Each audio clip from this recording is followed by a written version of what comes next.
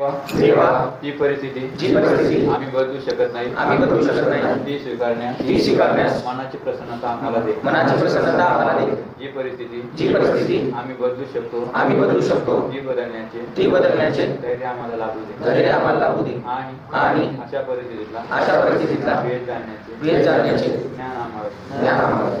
Okay.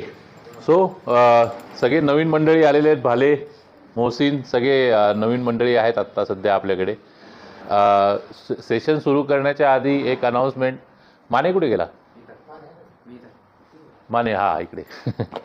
Mane उद्या किंवा परवा डिस्चार्ज होणार आहे, तर त्याला एकदा शुभेच्छा देऊया. व्यवस्थित राहा, चांगलं भविष्य आहे, चांगलं फॅमिली मेंबरही तुझ्यावर खूप प्रेम करतात, तर त्याच्या दृष्टीने प्रयत्न कर, है ना. तर ही एक अनाऊन्समेंट होती आपली रेग्युलर सेशन सुरू करण्याच्या आधी. आज आपण ज्या विषयावर डिस्कस करणार आहे तो विषय आहे रॉक बॉटम. रॉक बॉटमचा अर्थ तळ गाठणे. मराठीमध्ये जर आपण त्याचा अगदी शब्दशः अनुवाद केला तर तळ गाठणे हा त्याचा अर्थ होतो. काय आहे की आपल्या जीवनामध्ये वाईट अवस्था प्रत्येक माणसाने अनुभवलेली आहे, चांगली वाईट, पण त्याच्यानंतर आपण बाउन्स बॅक करतो. तो बाउन्स बॅक करण्याच्या अगोदर जो आपण तळ गाठलेला असतो त्याला रॉक बॉटम म्हणतात. ह्याच्यापेक्षा खाली मी गेलो नाही, ह्याच्यापेक्षा खाली मी जाणार नाही. तर प्रत्येकाच्या लाईफमध्ये हा एक रॉक बॉटम आहे, कोणी ना कोणीतरी तो ठरवायचा आहे. तो रॉक बॉटम म्हणजे नेमकं काय हे समजण्यासाठी मी तुम्हाला एक गोष्ट सांगतो. एकदा एक व्यावसायिक होता. त्या व्यावसायिकाने व्यवसायामध्ये खूप नुकसान केलं, स्वतःचं नुकसान झालं, व्यवसाय पूर्णपणे ठप्प पडला, खूप जास्त कर्जबाजारी झाला. कर्जबाजारी झाल्यानंतर तो एकदम निराश झाला की आता माझ्या जीवनात काही राहिलेलं नाही आहे. मी किती प्रयत्न केला तरीसुद्धा आता याच्यात तर रिवाईव्ह होता येणं अशक्य आहे. ह्या सगळ्या गोष्टी त्याच्या मनात चालू होत्या आणि तो डिप्रेशनमध्ये येऊन जीव देण्याचा विचार करत होता. तेवढ्यात एक जण त्याच्याकडे, म्हणजे त्याच्या ओळखीपैकी एक जण त्याच्याकडे आला. तर काय झालं तुला? तर त्याने सांगितलं की माझ्या जीवनामध्ये जे काही गोष्टी होत्या त्या सगळ्या संपलेल्या आहेत आणि आता मला जगायची इच्छा नाही आहे, कारण खूप कर्ज झालेलं आहे. जे कर्जदार लोक आहेत ते माझं जीवन अशक्य बनवत आहेत, त्यामुळे आता माझा जगून काही उपयोग नाही. तर त्याच्या ओळखीच्या मित्रांनी त्याला सांगितलं की एक काम कर, आजपासून 1 वर्षभराचा टाईम फ्रेम पकड, मी तुला एक चेक लिहून देतो.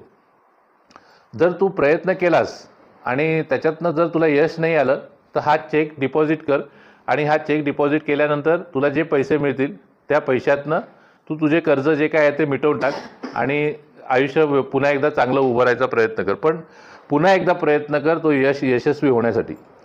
तर तो चेक घेतो, त्याला खूप बरं वाटतं की बाबा चला, म्हणजे माझं अगदीच कोणी नाही तर कोण ना कोणतरी मदतीला माझ्यासाठी आला.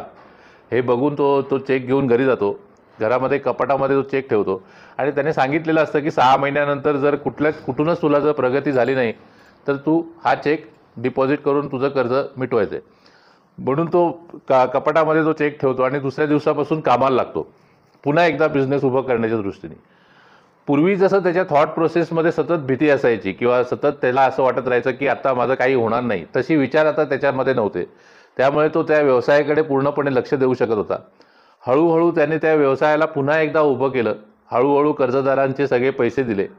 पैसे दिल्यानंतर ज्या वेळेला त्याने तो चेक दिला होता त्या माणसाने, त्याने सांगितलं 1 वर्षभरानंतर मी तुला भेटेन, त्यावेळेला तू त्या चेकचं काय केलं ते तुम्हाला सांगायचं आहे. त्यासाठी वेळ, ठिकाण आणि जागा हे सगळं निश्चित केलं जातं. पण ह्या प्रवासामध्ये तो त्याच्या बिझनेसचा कायापालट अशा पद्धतीने होतो की तो पुन्हा सगळ्या गोष्टी पुन्हा एस्टॅब्लिश करायला लागतो, सगळं कर्जातनं बाहेर पडतो वगैरे वगैरे वगैरे. तर ज्या वेळेला 1 वर्षभरानंतर त्या माणसाची भेटण्याची जेव्हा वेळ येते त्यावेळेला तो त्या माणसाला चेक परत करतो. तो बोलला हा चेक डिपॉझिट करण्याची वेळच नाही आली, कारण का माझा बिझनेस मी पूर्णपणे एस्टॅब्लिश केला आणि मी पुन्हा याच्यातनं बाहेर पडलो. तर तो चेक परत येत असताना तो म्हणतो ह्या चेकचा मलाही काही उपयोग नाही, कारण का माझ्या बँकेतच पैसे नाहीत. मी फक्त तुझ्या मनाचं समाधान व्हावं आणि तुझ्या मनातल्या तुझे जे आत्महत्येचे जे विचार होते ते निघून जावे म्हणून हा चेक दिला होता. माझी अवस्था तशीच आहे, त्याच्यामुळे या चेकचा मला काही फायदा नाही. त्यावेळेला तो जो व्यावसायिक असतो, जो कर्जबाजारी झालेला व्यावसायिक असतो, तो विचार करतो की जो मी आयुष्यामध्ये जो तळ गाठला आहे तो माझ्या आयुष्यासाठी तळ असला पाहिजे, ह्याच्या खाली जायचं नाही. तर रॉक बॉटम म्हणजे नेमकं काय? त्या माणसाने आपल्या आयुष्याचा रॉक बॉटम बघितला की मला आत्महत्येचे विचार आले, मला सगळं काही नैराश्यात संपावं असं वाटलं. आपल्याही जीवनामध्ये कुठे ना कुठेतरी हा एक रॉक बॉटम असला पाहिजे. ह्याच्यापेक्षा खाली जाता कामा नये. कोणासाठी तो रॉक बॉटम रस्त्यावर पडण्याचा असेल, कोणासाठी तो रॉक बॉटम कर्जबाजारी होण्याचा असेल, कोणासाठी तो रॉक बॉटम अजून काही वेगळा असेल, शिवाय शाप भांडणं होणं हा एक रॉक बॉटम असेल. मी एक उदाहरण म्हणून मागच्या वेळेला तुम्हाला सांगितलं होतं की आमच्याकडे एक 8 वर्षापूर्वी एक मित्र आपल्याकडे ॲडमिट होता. त्या ॲडमिट असणाऱ्या मित्राने आमचे सगळे काउन्सिलिंग सगळ्या गोष्टी काही झालं तरी त्याचं प्रतिउत्तर पॉझिटिव्हली येत नव्हतं. आणि एक दिवशी त्याच्या मुलीने त्याला फोन केला, म्हणजे त्याच्या मुलीचा वाढदिवस होता म्हणून त्याने फोन केला. आणि फोन केल्यानंतर आम्ही पण म्हटलं मुलीचा वाढदिवस आहे तर कशाला उगाच असतं, त्यामुळे आम्ही त्याला फोनवर बोलायला दिलं. तर त्याची मुलगी बोलता बोलता बोलली की शी पप्पा तुझ्या तोंडाला दारूचा वास येतो. तर फोनवरनं दारूचा वास येणं अशक्य गोष्ट आहे, पण तरीसुद्धा माझ्या मुलीनी मला हे वाक्य बोलली. या गोष्टीचं त्याने मनाला एवढं लावून घेतलं की त्या दिवसापासून ते आत्तापर्यंत आजच्या दिवसापर्यंत तो क्लीन आहे. सो त्याच्या मनामध्ये त्याने हे एक सायकोलॉजिकली ही गोष्ट तयार केली की ह्याच्यापेक्षा खाली जायचं नाही आहे, ह्याच्यापेक्षा खाली पडायचं नाही आहे. माझ्या मुलीने मला हे वाक्य बोलणं हेच माझ्यासाठी अंतिम आहे आणि ह्याच्यानंतर मी ह्याच्यापेक्षा खाली पडू देणार नाही स्वतःला. सो आपल्या जीवनामध्ये प्रत्येकाच्या लाईफमध्ये कधी ना कधीतरी तो पॉईंट येतो की ह्याच्यापेक्षा खाली मला पडायचं नाही आहे, मला ह्याच्यापेक्षा खाली जायचं नाही आहे. परत बऱ्याच वेळा आपल्या कळत नकळत आपल्या हातून काही चुका होतात, पण त्या नशेच्या कारणामुळे आपल्याला त्या चुका घडल्याचंही लक्षात येत नाही. पण जेव्हा तुम्ही स्वस्थपणे बसलेले आहात, कुठल्याही प्रकारच्या नशेच्या अंमलाखाली नाही आहात, तुम्ही माइंड विचार तुमचं कॉन्शियस माइंड सगळ्या गोष्टी काम करत आहे, त्यावेळेला तुम्ही इतिहासात काय काय गोष्टी केल्या आहेत ह्या जर लक्षात घेतल्या तर आपला रॉक बॉटम ऑलरेडी आपण गाठलेला आहे. याच्यापेक्षा खाली जायचं नाही आहे ह्या म्हणण्याला आता काही अर्थ नाही आहे, कारण का ऑलरेडी तळ गाठलेला आहे. मग आता ग्राफ हा पुन्हा एकदा वरच्या दिशेने घ्यायचा असेल तर त्यासाठी कुठल्या गोष्टी महत्त्वाच्या आहेत. तर ह्या गोष्टी महत्त्वाच्या आहेत की पहिले मनाला ही गोष्ट इन्स्ट्रक्शन द्या की पुन्हा तो दिवस बघायचा नाही. इथे आलेला प्रत्येक पेशंट, प्रत्येकाच्या बाबतीत नाही पण काही काही लोकांच्या बाबतीत ही घटना घडताना मी बघितलेल्या आहेत की कोणाला स्वतःची प्लेटसुद्धा नीट पकडता येत नाही, हात थरथरतात. जेवण घेताना 4 पोळ्या खाण्याच्या ऐवजी एकच पोळी खातो. ह्या सगळ्या गोष्टी आहेत, पण आता त्या परिस्थिती नाही. आता ती परिस्थिती बदलली आहे. का बदलली आहे? कारण का तुम्ही त्या प्रक्रियेतनं पुढे आलेले आहात. त्या सगळ्या विड्रॉलच्या प्रक्रियेतून तुम्ही पुढे आलेले आहात. तुमच्या शरीराला ज्या गोष्टीची सवय होती, ज्या केमिकलची सवय होती, ज्या अल्कोहोलची सवय होती किंवा कुठल्याही प्रकारचे इतर ॲडिक्शन जर तुम्ही करत असाल, ड्रग्सची सवय होती, ती आता आपल्या शरीराला त्याची सवय राहिलेली नाही आहे, ती आता उरलेली नाही आहे. आता मला नॉर्मल माणसांमध्ये जगता येते, नॉर्मल माणसांप्रमाणे बोलता येते. हीच माझ्यासाठी एक पॉझिटिव्ह गोष्ट आहे. सो प्रत्येकाचा रॉक बॉटम हा काय असावा हे प्रत्येकाने आपापल्या मनामध्ये ठरवायचं आहे. यासाठी मी ग्रुपमध्ये किंवा इंडिव्हिज्युअल लेवलवर प्रत्येकाशी बोलून हा तो रॉक बॉटम काय असला पाहिजे हे मी सांगू शकत नाही. पण आपण जरा छान वागायला लागलो की आपल्याला सुटेबल परिस्थिती तयार होते, हेही आपल्याला माहिती आहे. मी जरा छान वागायला लागलो की सगळे लोक माझ्याशी छान वागायला लागतात. एकदा त्याने छान वागायला लागले की परत मी पूर्वीचं वागणं माझं पुन्हा पूर्ववत करणं, हे पुन्हा एकदा नवीन रॉक बॉटमकडे जाण्याचं लक्षण आहे. जर तुम्हाला आयुष्यामध्ये हेच जर रॉक बॉटम हेच जर माझं आयुष्य आहे असं जर बघायचं असेल तर असे अनेक उदाहरणं मी बघितलेली आहेत, ज्या उदाहरणामध्ये चांगले कारखानदारसुद्धा रस्त्यावर येताना बघितलेले आहेत. त्यांनी त्याचा रॉक बॉटम ठरवलाच नाही. पहिले त्यांचं घर गेलं, मग कारखाना गेला, मग कर्जबाजारी झाले, मग अजून काही झालं, अजून काही गोष्टी झाल्या. ह्या करत त्या स्टेजपर्यंत आले. त्याने आपला रॉक बॉटम कुठे असायला पाहिजे, ह्याच्यापेक्षा खाली पडायचं नाही आहे ही गोष्ट ठरवलीच नाही. त्यामुळे प्रॉब्लेम हा निर्माण झाला. मध्यंतरीच्या काळामध्ये आपला एक मित्र इकडनं लवकर डिस्चार्ज होऊन गेला. लवकर डिस्चार्ज होऊन गेल्यानंतर त्याने चांगलं राहणं अपेक्षित होतं, चांगलं वागणं अपेक्षित होतं, पण त्याने चांगलं न वागता स्वतःला त्रास करून घेतला. कुटुंबामध्ये वादविवाद झाले. या सगळ्या गोष्टी, याचा अर्थ याच्या अगोदरच्या कंडिशनमध्ये जेव्हा तो ॲडमिट झाला होता त्यावेळेलाही त्याने त्याचा रॉक बॉटम ठरवलेला नव्हता. आत्ता या क्षणाला जेव्हा तो आलेला आहे, स्वतःला त्रास झालेला आहे, स्वतःच्या ज्या कंडिशनमध्ये तो आलेला आहे, या कंडिशनमध्ये तरी त्याने स्वतःचा एक रॉक बॉटम ठरवायला पाहिजे की ह्याच्यापेक्षा खाली जायचं नाही. बस झालं, आता जितकं केलं तेवढं बस झालं. आपण कितीही ॲडॅमंट असलो, आपण कितीही आपल्या विचारावर ठाम असलो तरी मनात कुठे ना कुठेतरी दिवसातनं एक वेळ अशी असते ज्या वेळेला आपलं मन आपल्याला सांगतं की यार मी अतिरेक केला, यार एवढं नको करायला पाहिजे होतं. आपण कितीही सगळ्या जगाशी लढू, आपण सगळ्या सिच्युएशनशी लढू, पण आपण स्वतःच्या मनाशी लढू शकत नाही. आपण प्रत्येक सिच्युएशनला काही ना काहीतरी कारण देऊ की या व्यक्तीने असा वागला होता म्हणून मी असा वागलो, अमुक अमुक व्यक्ती बरोबर नाही वागला म्हणून मी दारू प्यायलो, हे आपण किती जरी सांगितलं तरीसुद्धा दिवसातनं एक वेळ अशी असते त्यावेळेला आपल्याला आपलं मन सांगतं की आपण चुकलेलो आहोत. मग जर ही गोष्ट आपल्या बाबतीत होते तर त्या मनाचं आपण ऐकत का नाही आहे? आपण ऐकत नाही आहे कारण का आपण आपला रॉक बॉटम ठरवलेलं नाही. ज्या दिवशी आपण हा रॉक बॉटम काय आहे हे समजू, आपल्याला ह्याच्यापेक्षा खाली जायचं नाही आहे हे समजेल आपल्याला, तर मग आपल्याला त्याचा फायदा होईल.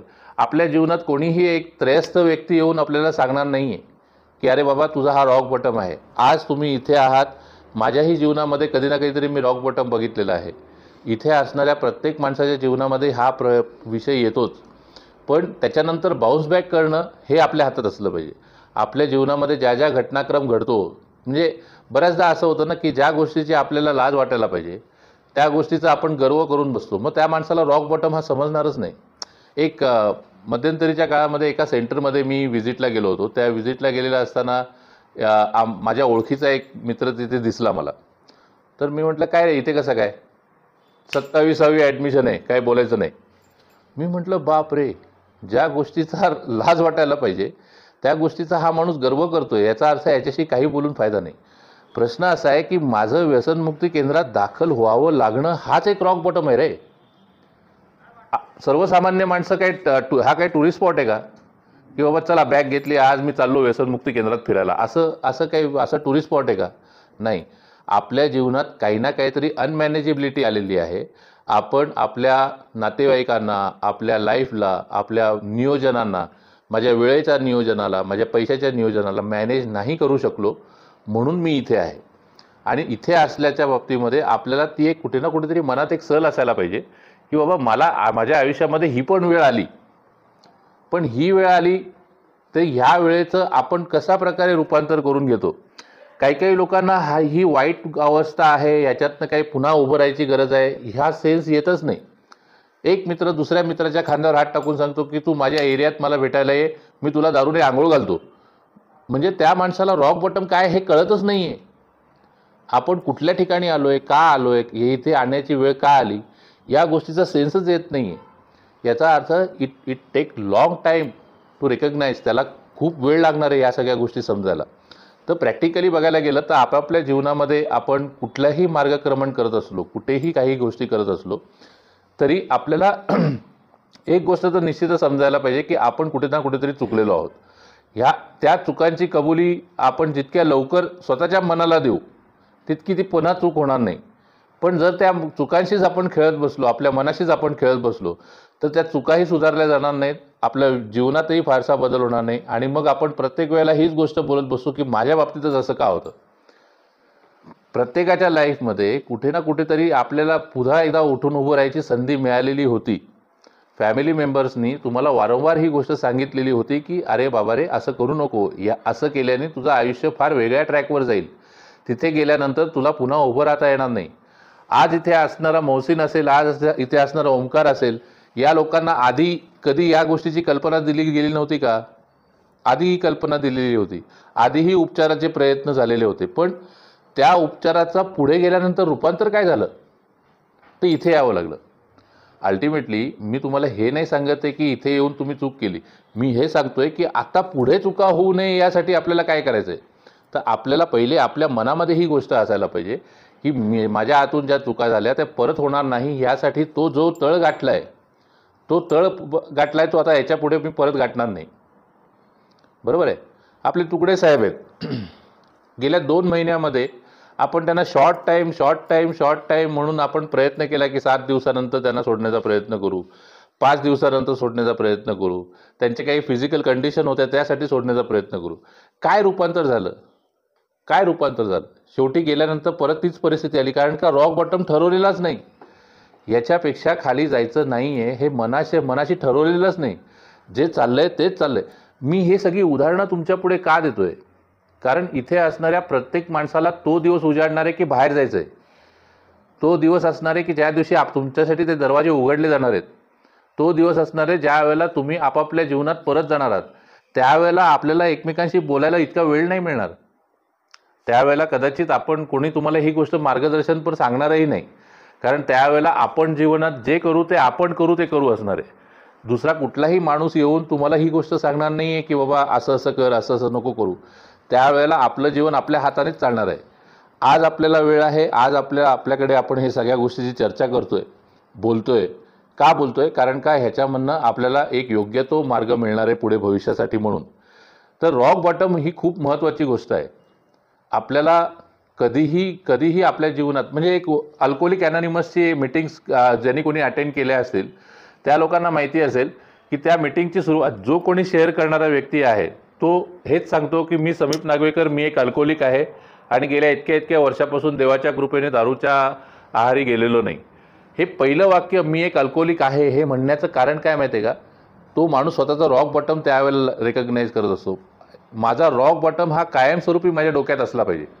तो रॉक बॉटम कोणासाठी, मला इथे आल्यानंतर मला स्वतःची प्लेट सांभाळता येत नव्हती हे असेल, 3-4 दिवस हॅल्युसिनेशनमध्ये गेले हे असेल, माझ्या घरी झालेले वादविवाद असतील, माझ्या घरी झालेले कौटुंबिक कलह असतील. तुम्हाला कुठल्या गोष्टीला रॉक बॉटम ठरवायचं आहे हे तुमच्या मनावर आहे, कम्प्लिटली तुमच्या मनावर आहे. यासाठी कुठलाही वेगळा सेशन, वेगळी माहिती, वेगळ्या गोष्टी करण्याची आवश्यकता नाही. ॲट द सेम पॉईंट जर तुम्हाला त्याच्यातनं रिवाईव्ह व्हायचं आहे तर त्यासाठी सुद्धा आपल्या मनाची तयारी पहिली पुढाकार घेऊन पुढे आली पाहिजे. मध्यंतरीच्या काळामध्ये मी जेव्हा ग्रुप संपला त्यावेळेला काही लोकांनी त्याचे डाऊट्स विचारले. अशा प्रकारचे डाऊट्स येणं इट मीन्स की मला कुठे ना कुठेतरी त्याच्यातनं बाहेर पडण्याची इच्छा आहे. मला संतोष आमलेमध्ये ती गोष्ट दिसते की बाबा नाही, त्याच्यामध्ये ती बाहेर पडण्याची खूप इच्छा आहे. त्याला काही ना काहीतरी डाऊट्स असतात, ते विचारावेसे वाटतात आणि त्याच्यातनं तो बाहेर पडावासा वाटतो. काही लोकांना जे चाललं आहे तेच चालू दे, एक ना एक दिवस येईल तो बाहेरचा दिवस जायचंच आहे, मग तिकडे गेल्यानंतर मला जे करायचं ते मी करणारच आहे. या पद्धतीच्या विचारांमुळे आपण कधी सक्सेसफुल होणार नाही. सक्सेसफुल तेव्हा होऊ ज्या वेळेला आपल्या चुका झालेल्या असलेल्या ज्या मी रेकग्नाईज करतो, रेकग्नाईज झाल्यानंतर मला पुन्हा तशा चुका होणार नाहीत याविषयी मी विचार करतो, तेव्हा कुठे मग मी म्हणू शकतो की मी पुढच्या पावलावर चाललो आहे. पण जर पहिल्या चुकाच जर मान्य केल्या नाहीत आणि ज्या चुका आहेत तशाच आहेत आणि जर मी पुढे कंटिन्यू गेलो ना तर पुढे गेल्यानंतर पुन्हा ती चूक रिपीट होणार आहे. त्यामुळे प्रॅक्टिकली ह्या स्वतःच्या मनाशी तुम्ही खेळू नका, स्वतःच्या लाईफशी तुम्ही खेळू नका. बऱ्याचदा असं होतं की आपण फॅमिली मेंबर्सशी बोलताना आपण काही ना काहीतरी उगाचच कुठले ना कुठले तरी हवेत आपण आश्वासनं देत जातो. मी असं असं करीन, मी तसं तसं करीन, मी याव करीन, मी त्याव करीन, मी चांगला वागेन, मी असं करीन, मी परत जर असं केलं तर मला 6 महिने टाका. आत्ता काही दिवसापूर्वी गेलेला आपला एक मित्र होता डिस्चार्जच्या वेळेला, त्याचासुद्धा वेळेच्या आधी डिस्चार्ज झाला होता. त्यानेही डिस्चार्ज हवा म्हणून त्याने हेच सांगितलं होतं की परत जर मी केलं तर मला 6 महिने टाका आणि परत आला. मग आता आपल्याकडे तोंड आहे का विचारायला की माझा डिस्चार्ज कधी होणार? नाही. पण ज्या वेळेला इकडनं बाहेर पडतो त्यावेळेला पुन्हा त्या रॉक बॉटममध्ये जाताना या सगळ्या गोष्टीचा विचार येत नाही. त्यामुळे तो विचार आत्ता या क्षणाला आपल्याला करायचा आहे की बाहेर पडल्यानंतर नेमकं काय करायचं आहे, माझे असोसिएट कोण असणार आहेत, माझ्याबरोबरचे लोक कोण आहेत, माझे हितचिंतक कोण आहेत, माझे हितशत्रू कोण आहेत, माझ्या खिशात जोपर्यंत पैसे आहेत तोपर्यंत मित्र म्हणून फिरणारे किती आहेत. या सगळ्या गोष्टी जोपर्यंत तुम्ही समजत नाही तोपर्यंत तुम्हाला या गोष्टीचा सेन्स येणारच नाही. आज ही वेळ आहे आपल्याला शांतपणे 2 घास खात स्वतःची तब्येत बनवत काय आपण रिकव्हरी करतोय. इथे कुठलाही माणूस अजून 100% रिकवर झालेला नाही आहे. पण ती 100% रिकव्हरी माझी झालेली आहे आणि तो मी ठरवणारा मीच आहे हा म्हणणारा माणूस दुसऱ्या दिवशी परत येतो, दुसऱ्या दिवशी परत यायची वेळ येते. त्यामुळे हा गैरसमजात तुम्ही राहू नका की मी आता 18 वर्षाचा हा प्रवास आहे. या 18 वर्षाच्या प्रवासामध्ये मी आजही स्वतःला मॅनेज करण्याचा प्रयत्न करतो की मला परत ढेपाळायचं नाही आहे, मला परत पडायचं नाही आहे, मला उठून उभं राहायचं आहे. ह्या सगळ्या गोष्टी मी जेव्हा करतो त्यावेळेला मी माझा मूळ स्वभाव जो आहे तो मूळ स्वभाव स्वतःच्या नजरेपुढे ठेवतो की त्या नजरेपुढे माझ्यामुळे इतरांना दुखावलं गेलं नाही पाहिजे, इतर लोकांना त्रास झाला नाही पाहिजे. आज जेव्हा मी तुमच्याशी बोलतो, तुमच्याशी जेव्हा शेअर करतो त्यावेळेला माझ्या मित्राप्रमाणे तुम्ही आहात, माझ्या एका कुटुंबाप्रमाणे तुम्ही आहात. त्यामुळे मी तुमच्यापुढे या सगळ्या गोष्टी शेअर करू शकतो. माझी इच्छा अशी आहे की इथे बसणारा प्रत्येक माणसाने आपापल्या आयुष्यात काही ना काहीतरी चांगली अचिव्हमेंट करावी, काही ना काहीतरी फॅमिलीमध्ये चांगले दिवस दाखवावेत. पण ती गोष्ट होत नाही, तर त्या गोष्टीसाठी मी त्या व्यक्तीकडे जाऊन नाही गोष्ट करू शकत. प्रत्येकाला आपापल्या जीवनात जाऊन स्वतः पावलं उचलायची आहेत. त्यामध्ये योग्य पावलं काय, अयोग्य पावलं काय हे मी सांगायचं काम आत्ता तुम्हाला करतोय. त्यामुळे रॉक बॉटम ही अशी गोष्ट आहे जी आजपर्यंत घडलेली आहे तुमच्या जीवनात, पण ती कुठली गोष्ट आहे हे रेकग्नाइज झाल्याशिवाय तुम्हाला भविष्यकाळ करता येणार नाही. भविष्यकाळात तुम्हाला ती चुका पुन्हा रिपीटेड होता येणार नाही. आत्ता आपण या सगळ्या सेशनमध्ये इथेच थांबूया, पण आत्ता ह्याच्या